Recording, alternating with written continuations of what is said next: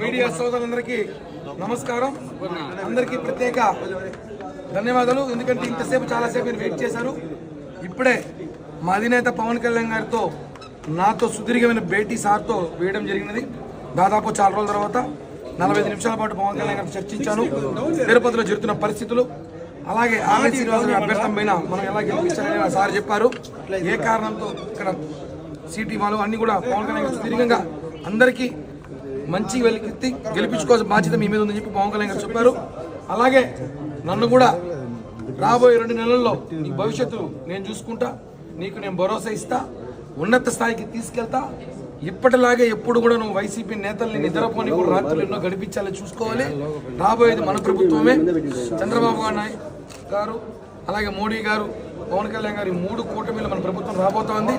ఖచ్చితంగా నీ కష్టం 2014 ముందు నుంచి నువ్వు పడుతున్న కష్టానికి తగిన గుర్తింపు ఉంటుంది. నువ్వు ఎప్పటికీ నా ఇంట్లో మనిషి, నా తమ్ముళ్ళు అంటాడువి. నీకు నీ జీవితం నీ భరోసా, నాది భరోసా అని చెప్పి పవన్ కళ్యాణ్ గారు చాలా సంతోషంగా వ్యక్తం చేసి ఇద్దరం కాసేపు కూర్చొని మాట్లాడుకున్నాం.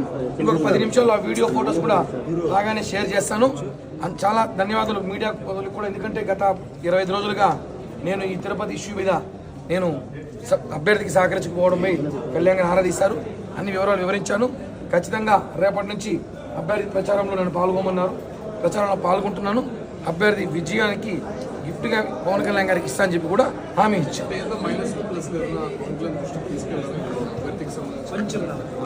పవన్ కళ్యాణ్ గారికి అన్ని డేటా ఉంది. తిరుపతిలో ఏం జరుగుతుందో ప్రతి డేటా ఆయన చేతిలో ఉంది.